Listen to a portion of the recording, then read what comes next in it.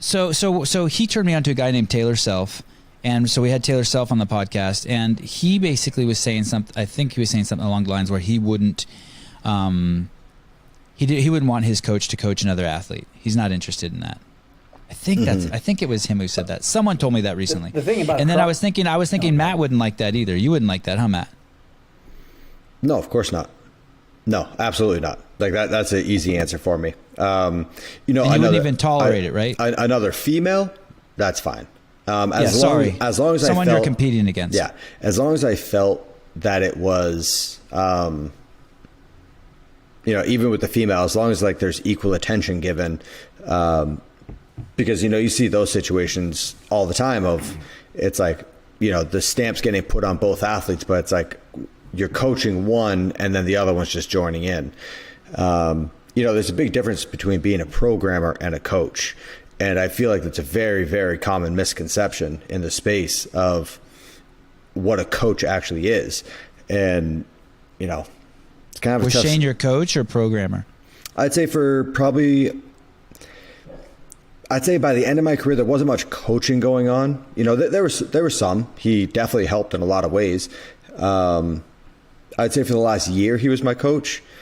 A lot of it was programming, and then in workouts, like I would kind of I would say to him sometimes, like, hey, like, feel free to yell at me in a workout, when you see me do something, because, he's very vocal with Tia. They have that relationship where there's never a worry of, is this going to get taken the wrong way or anything like that. They're comfortable with each other, obviously. I think by the end of it, there wasn't much coaching to do, but yeah, he definitely was. But yeah, I've just seen it before of like, oh yeah, so-and-so is my coach. And it's like, oh, like, do you train with them every day? And it's like, oh no, they just send me a spreadsheet. And it's like, well, it's not a coach. That's a programmer. Josh was making that distinction too. He said, yeah, I got programming from Henshaw and others, but yeah. One of my coaches, right.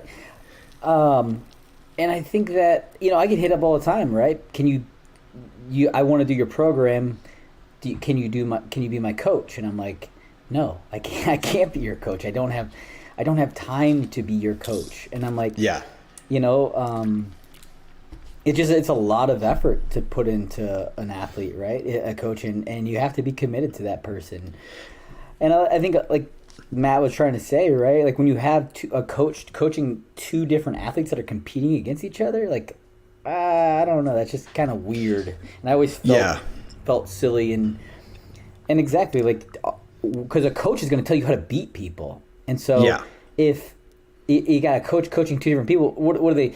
So you're going to confide in your coach so he can go tell the person how to beat you? Like, what the fuck? I think it doesn't make any sense. I think that if there's a coach training two competitors, I think, like, we all know there's like two different packs at the games. Like, there's the pack that's trying to win, and then there's the pack that's trying to place as high as possible. Yeah, participate. And so, if they break top 10, they're happy, whatever it is. I think when there's that dynamic where there's clearly this one's trying to win, this one's trying to do as well as they can with what they have, I think that can work. Mm-hmm. But it is really tough training two competitors. I've had it recently where, like, I trained with one person and then I trained with another one, and I'd be disappointed if they weren't asking about each other. And because, like, yeah, if I'm working with a new coach or a new training partner, I know they train with a competitor of mine. Yeah, of course I'm asking. Why would you not? And of course you are, Matt. You're always trying to get the information out, but never willing to give it up.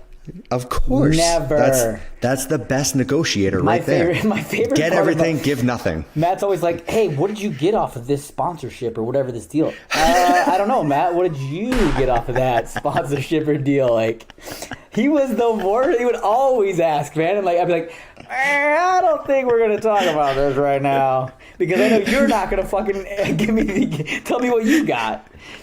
So that was Matt's fucking MO every time. All right. To be clear, that happened one time. Bullshit. I can probably count 5 off the top of my head. I'm not buying it.